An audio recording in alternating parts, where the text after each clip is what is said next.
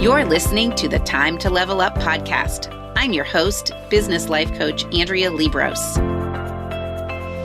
I help women in business commit to their own growth personally and professionally.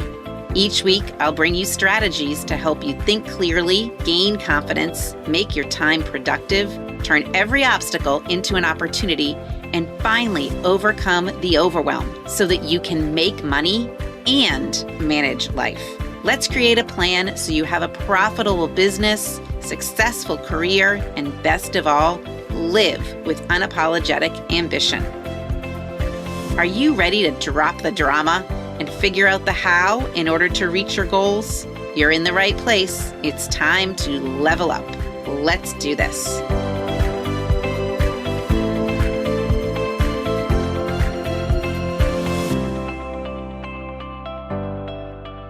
Hello, my friends, and welcome back to the podcast. We are up to episode 64, and we are talking today about imposter syndrome. Yeah, it's like a syndrome that we acquire. No, it's not. I'll get into that. But before we start, I wanted to share with you a recent review of the podcast that came in through Apple Podcasts. If you have not gone and reviewed it yet, go do that for me, please. I would like to get to 100 reviews. So until we get to 100 reviews, you're going to just keep hearing from me. So you might as well go to it if you haven't already done it and help me out. Crazy how these reviews make such a difference in the podcasting world, but they do. So whatever, I will play along. But this review was recently left and I thought I'd share it with you. And okay. Andrea delivers content that is clear, direct, and supportive with materials and tools to help you take action. The bonus guest episodes are truly a bonus and an opportunity to listen to other women share their journey to leveling up. The library of episodes makes it easy to listen again and again. So that review was left by Sarah, and she titled it Amazing Content. So I just wanted to share that with you because there is truly kind of now a library of 64. Actually, there's 70 episodes in there. Some of them, before I started numbering them, I called bonuses. There's 70 episodes in there of content. It's a library. My gift to you. All right. So today, imposter syndrome. Yes, it's a syndrome. You either have it or you don't. And if you have it, you definitely got it from somewhere. If you got it, right? Or maybe you were born with it, like it's inherited. It's genetic. Kind of reminds me about what we talked about last episode, in episode 63, about self-value and worthiness. Either you have it or you don't. You were born with it. Right? Or so we think. Now, worthiness, I'm going to go with you were born with it. It is inherent. Okay. Imposter syndrome, not so much. All right. And you didn't acquire it either. It's not a syndrome that you acquired. Here is what imposter syndrome really is. It's a collection of thoughts or thought habits or patterns or beliefs that you have about yourself. It's something, if you're not careful, that can creep in. It certainly still creeps in with me sometimes. So I am guessing that 99% of you have had this creep into your thinking too. So this podcast is definitely worth a listen if you are a human being. So to set the stage, I'm going to ask you a few questions, and I want you to be honest with yourself. They are just yes or no questions. We don't need to embellish. As my husband says, this is a yes or no question, because I tend to answer things with a lot of extra words. He thinks I like to give background and some evidence to support whatever my choice is, but he just wants a simple yes or no, as he says. Okay, so these are simple yes or no questions. And I have borrowed some of these questions from a fellow coach, Katrina Ubell. So kudos to her for thinking of these questions. So here we go. Number one, Do you believe that your success or accomplishments in life may possibly have been due to chance or luck, or connections you have, or due to your physical appearance, or really anything else that's not your own talent or drive or intelligence or work ethic? Do you worry that you'll be found out or maybe exposed as a fraud or somehow inferior to other people that are similar in a similar position as you are? Are you anxious that someone might figure out that you don't really know what you're doing? Or that you actually aren't as smart or aren't good enough? Or that you made a dumb mistake? Do you worry about these things even though you're really well established and experienced? You still think you might be found out? Do you have thoughts that all of your colleagues are smarter than you, have a better fund of knowledge than you? Do you keep up with more learning or continuing ed because you think you're never going to know enough or enough as the other guy? Do you work harder? Or do you think others work harder than you or do a better job than you? Are you terrified of making a mistake or not knowing the right answer or not knowing the right thing to do or not doing the right thing? Does your brain collect evidence to support these beliefs that you make mistakes and probably will, and you don't know the right things to do? So think about those questions. I see my clients creating these same types of questions and answering them for themselves so often. These are the kinds of things that come up. But here is the thing. Your brain will want you to think that this is all very objective. Okay? Like someone's worth or validity, okay, is something that's objective. Like they follow more of the guidelines than I do. Okay. And there's a list out there of things we should and shouldn't be talking about or doing. And these other people out there, they follow those way closer than I do. They do it more than I do. Okay. As if there were a correct number of times you should do something in order to be legit. Oh, think of that. If I don't have enough experience, and when I have more experience, then I'll be legit. But here's the thing. Those types of thoughts are just a way for your brain to confirm more shortcomings than you have and continue to confirm your belief in them, right? It's that brain of yours. It loves to gather evidence of your shortcomings by thinking that way. All right. Here's another thing that I see often, especially like I could think this. All right. I'll give you an example for me. If my clients knew how I parent my kids, they would think I'm a horrible coach and would never take my advice. Or here's another little part of that.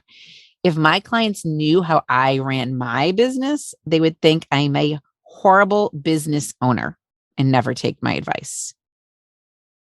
If my clients knew that I too sometimes stay up late thinking about things as it relates to my own life, they would never take my advice. My coaching skills are subpar and they've always been. I'm just lucky no one's reported me yet.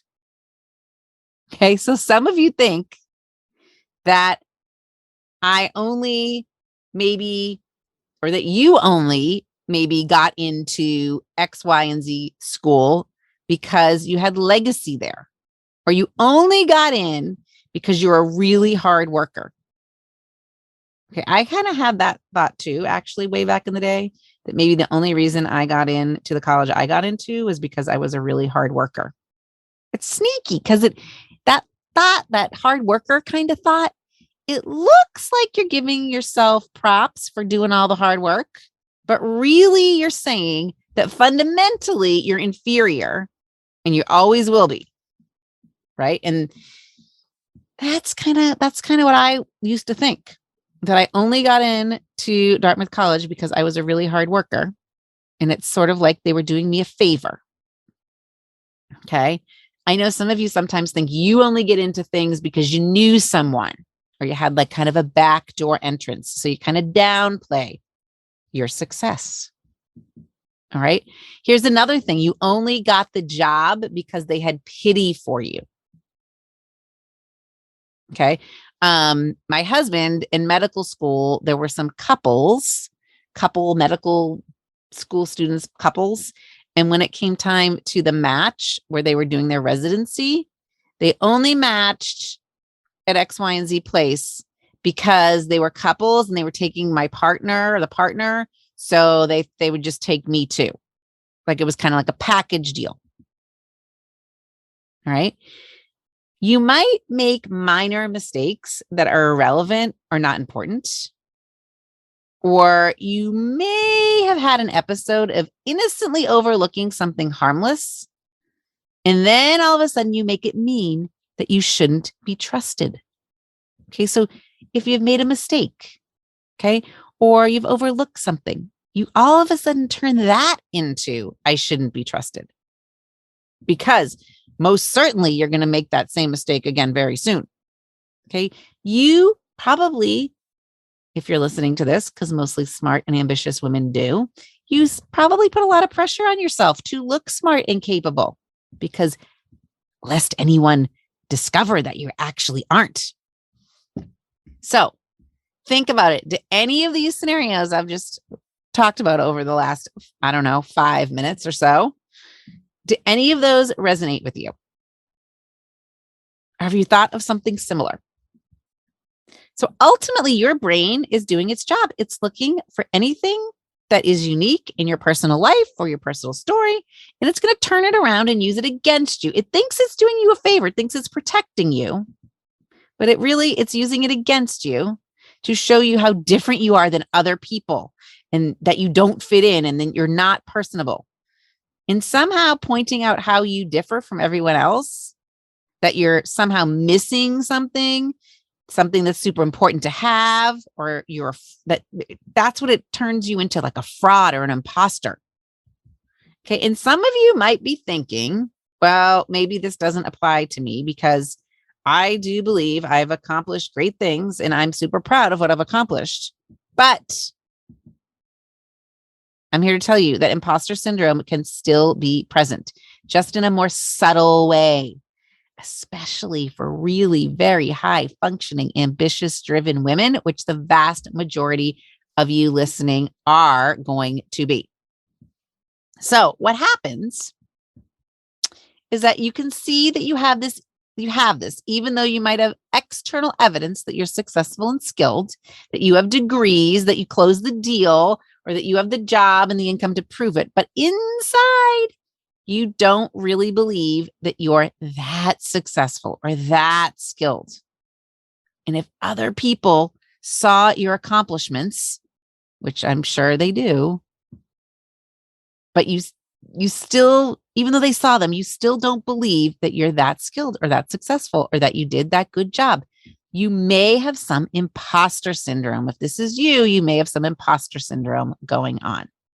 So there is a conflict here between what others think, their opinion of you and your success, and what you think of your accomplishments and success or lack thereof. This is what I call cognitive dissonance. And we've talked about this in the past on the podcast, but it's worth thinking about again.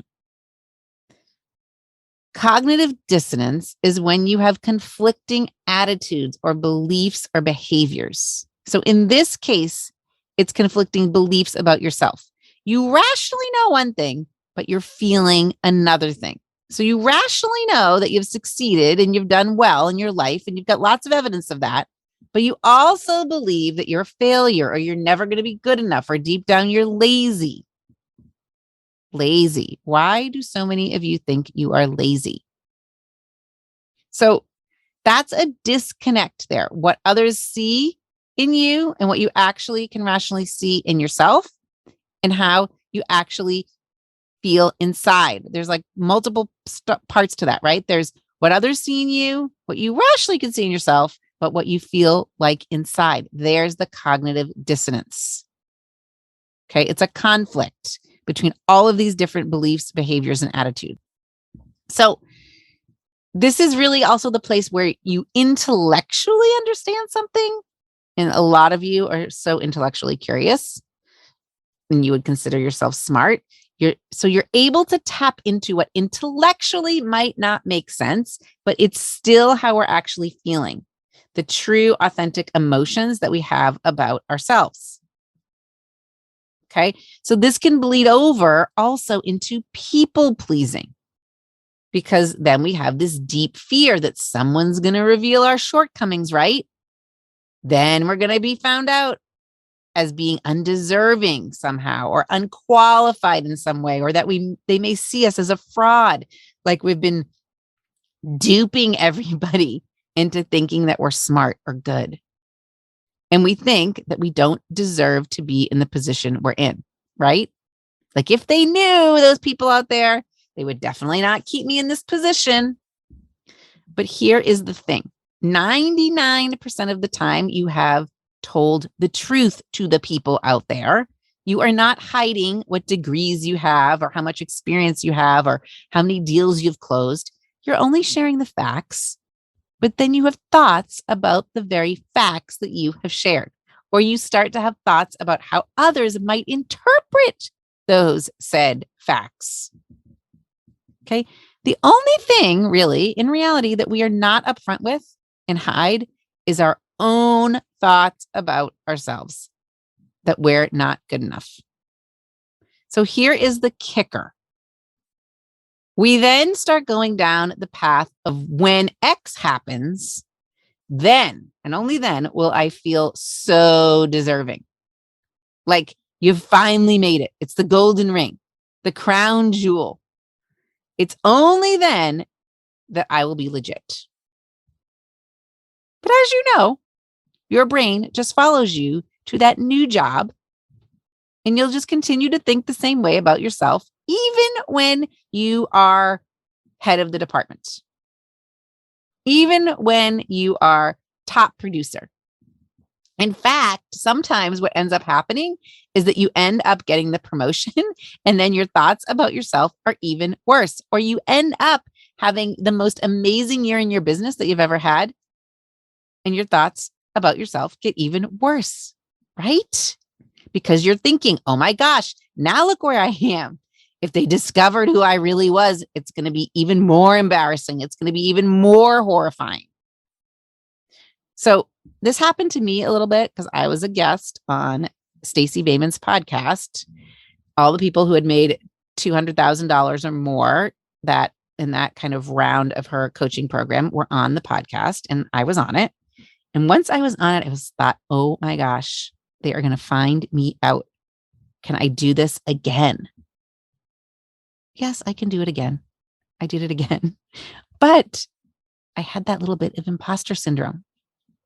So as you know, if you listen to the last episode, episode 63, the feeling of worthy and self-value and deserved, they are all feelings or emotions created by your thoughts, not by your job or your title or what anyone else thinks. And I have a question on my application to work with me, or at least I used to, that asks, how committed are you to engaging in coaching no matter what anyone else thinks?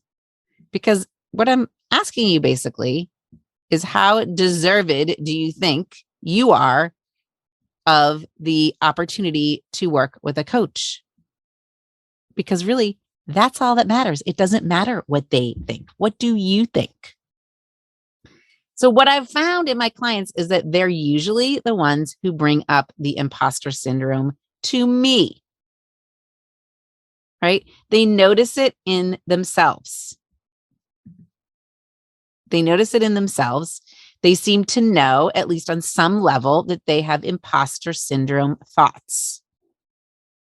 Great, right? But here's the problem. It's not leading to any change in their thinking.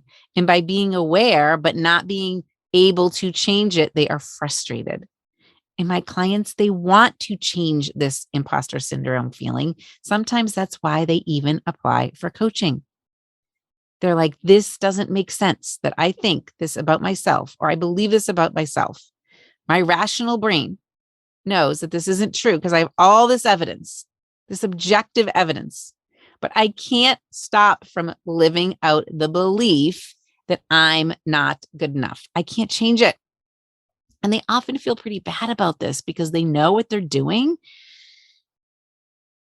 that they know what they're doing on a daily basis, okay? But they don't know how to believe something differently about themselves and how to get off that sort of imposter syndrome merry-go-round. And it's this cycle of thinking. It's a hamster wheel.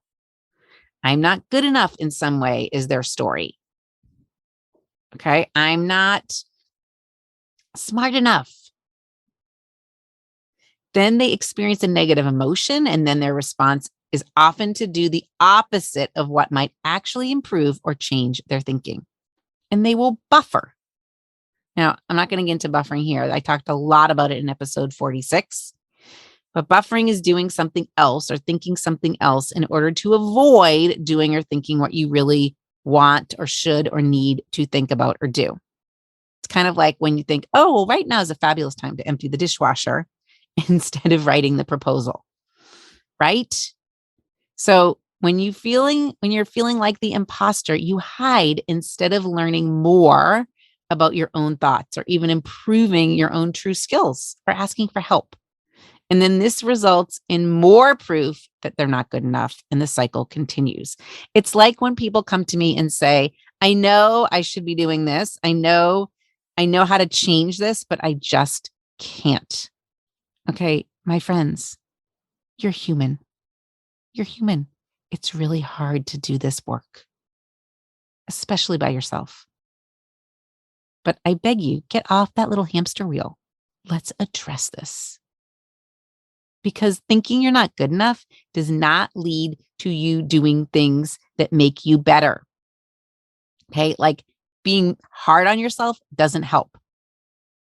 Like, what if you think that your fund of knowledge is really subpar? Maybe that's true. Maybe you do need to learn some more things.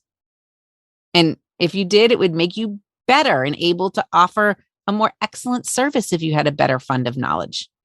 Well, constantly thinking about how awful you are tends to not drive you to read and learn more, right? We tend to hide, we tend to eat, we tend to watch Netflix, we tend to avoid doing what you need to do. Isn't that kind of interesting?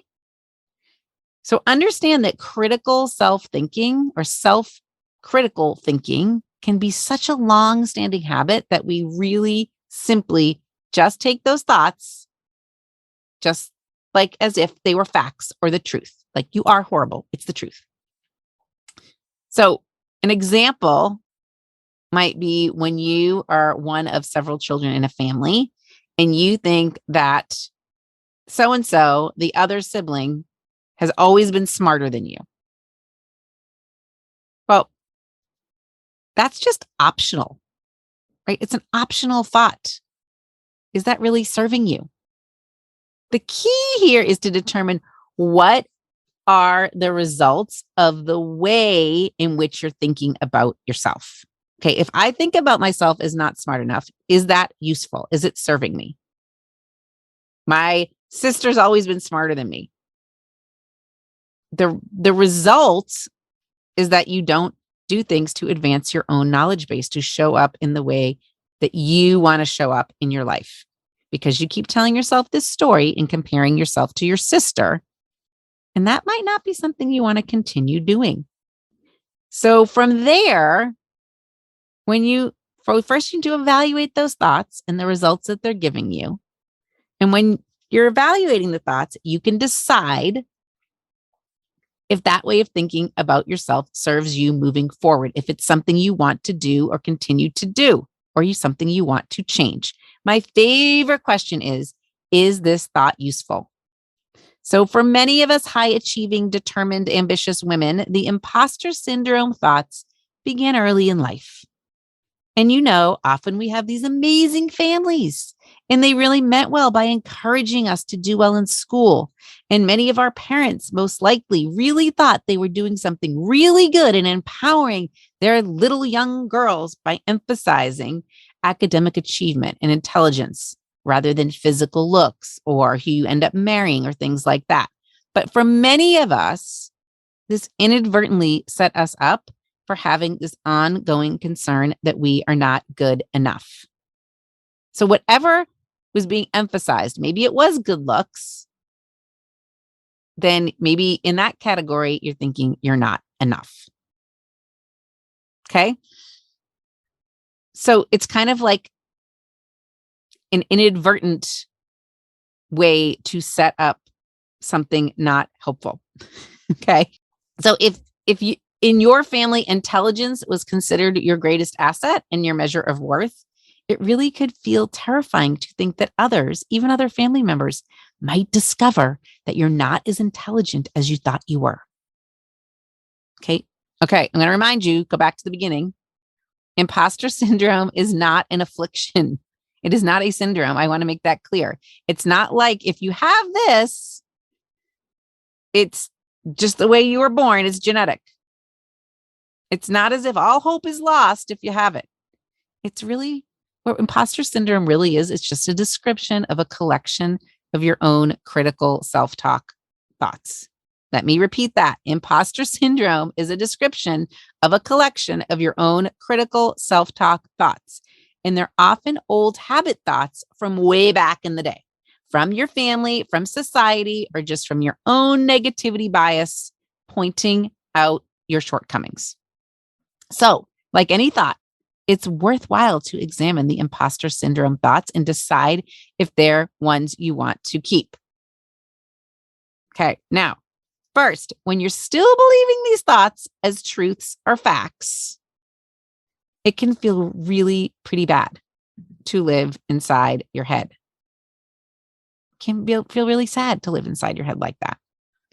Okay, they hold you back from achieving what you want or you know you're capable of. And you'll always be looking to get that gold star from other people, which is just prioritizing what other people think about you over what you think about you. Kind of goes back to the last episode in 63 where we talk about self-value. And I see that so often, right? We're wanting validation from somebody else to determine whether we can feel good about ourselves or not, instead of just deciding to feel good about ourselves.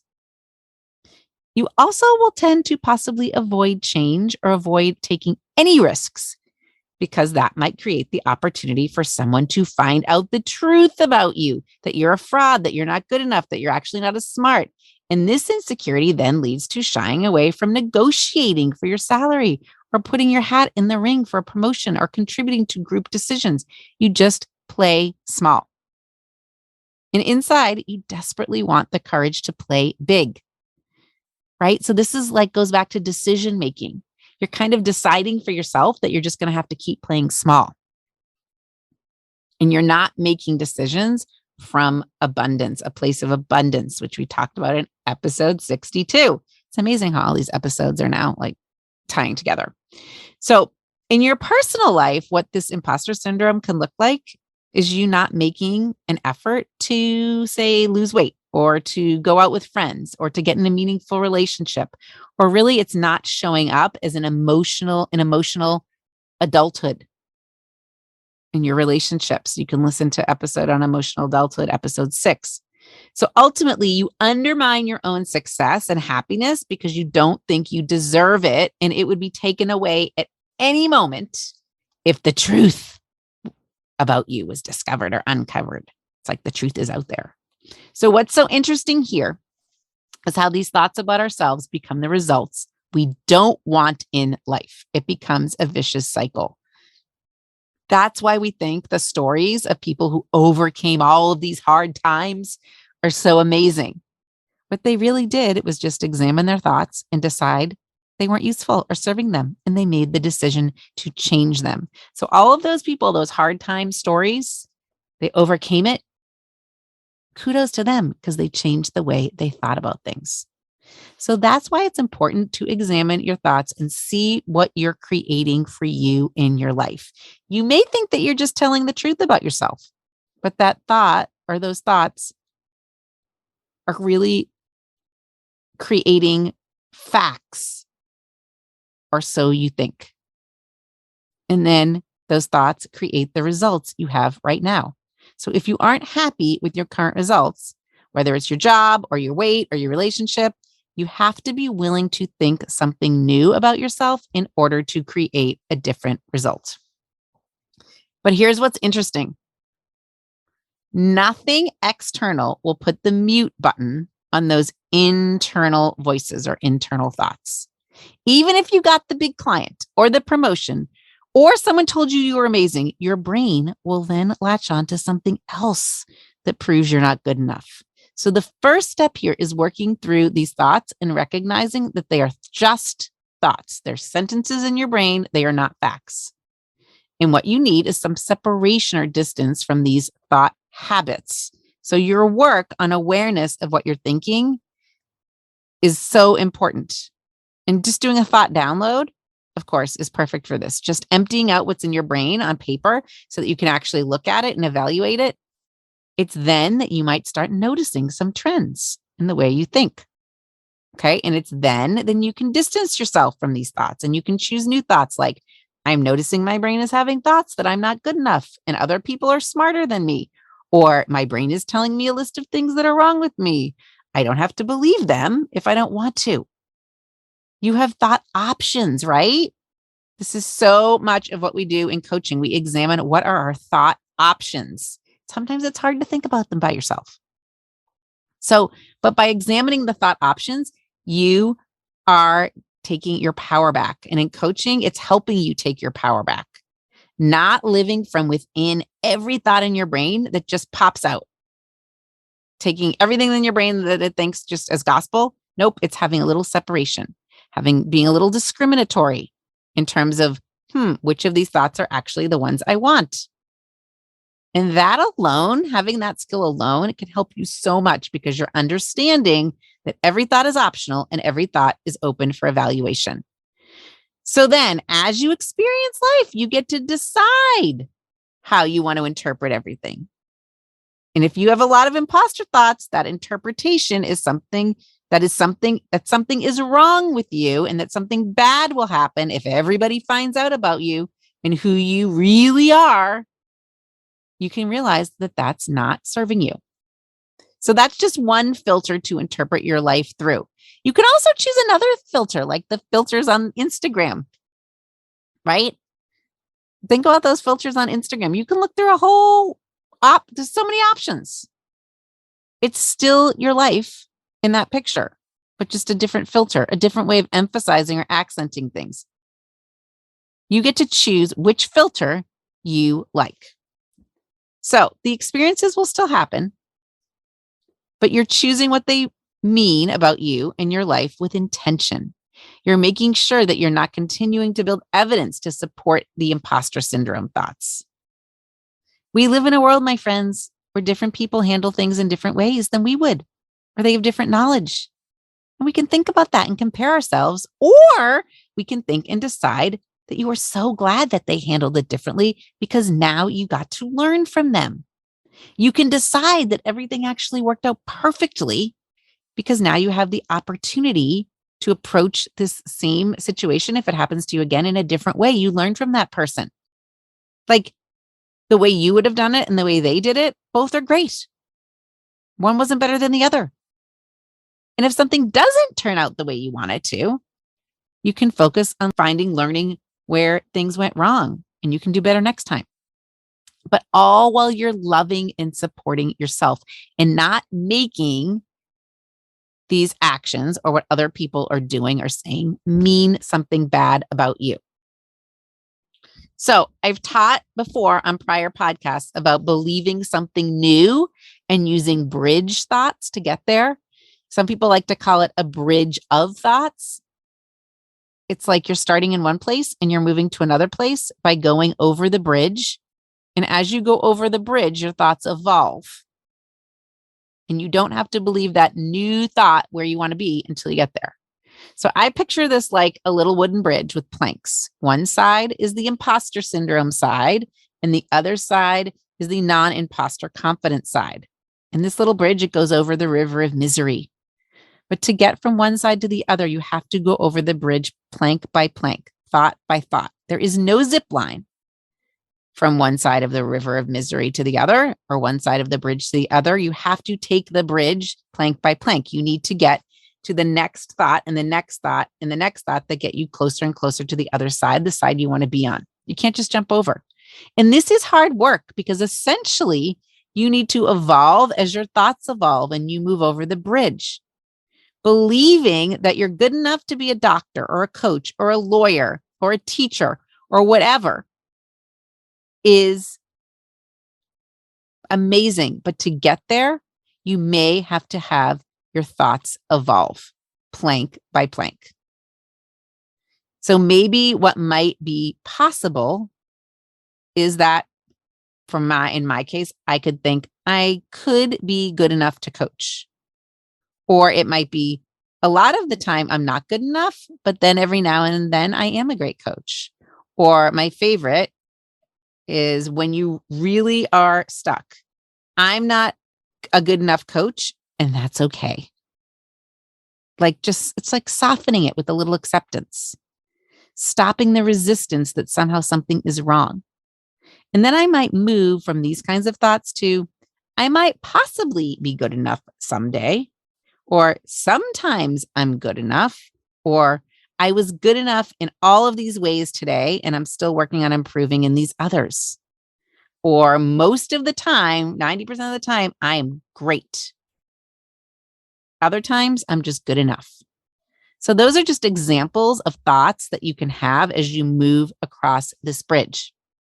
And what you do is you move to the new plank or the new thought, and you work on believing that thought and having that be just the way you think about yourself. And this can take a little bit of time because it can take some time to incorporate that new thought into the way you think and believe about yourself. But what's going to happen is your brain is going to want to go back to the old belief that you've been thinking, the I'm not good enough belief. So that every time your brain offers that up to you, you learn to intentionally think the new thought that I am great. And you intentionally think that new thought, and then you intentionally think another new thought. And then eventually that becomes the way you think about it. When you're ready for the next thought, you keep moving on. Okay, why is this all worth it, doing this work? You might be thinking this sounds like a lot. And here's why. It completely changes everything, right? If you're good enough, think about what your experience of your life would be like. Your experience of your career would be like. It'd be so different. And usually when we think we're not good enough as a professional, we also think we're not good enough as a mother and a wife and a friend and a sister and a daughter. If you could learn to believe that you're good enough, it would change everything. And when you know you're good enough, then you no longer need to use buffers to make you feel better. You just decide, you know what? I'm not going to buffer anymore because I know that I want to live better. I want to live a better life for myself because I'm showing up in a way that's authentic for me, in a way that really gives me what I want in my life. And thinking that I'm not good enough is not useful. It's not bringing you to that place in life where you want to be. So this is the work, my friends. It's the work of our lives. And I hope this past 30 minutes or so has shed some light on this kind of work that needs to be done. And has shed some light on what imposter syndrome really is. And like I said, I used to think I didn't really have this. But there definitely were some things that I was like, yep. The gods just let me grow this amazing business for this reason or that. And it really I didn't really have to get here. I'm not sure how I got here, but that really doesn't serve me. It's like, why do I tell that story about myself? No, I have this business because I'm amazing. And someone knew that I might be a great asset to women in the world, which is also true, right? Those are true statements. That's why I'm here. And I want to help you through this work too. I want to help you. So let me know your questions about imposter syndrome. And then don't forget that you can give yourself the gift of working with me. If you find that you have these imposter syndrome beliefs and you're really just done with it and you want to change, I would be more than happy to help you with all of that. While we also get a grip on your life, all aspects of life, including your professional life and your personal life, all of it. That's the work we do. Okay, my friends, until next week, remember, you've got options to think things that serve you and that are useful. And I'm here to help you do all of it. Hope you have a great week and give yourself the option of leveling up. See you next week. Thanks for listening to the Time to Level Up podcast with me, your host, Andrea Liebross. If you know someone who could benefit from listening to this episode, I encourage you to take a screenshot and share it with them. Okay, now what about you?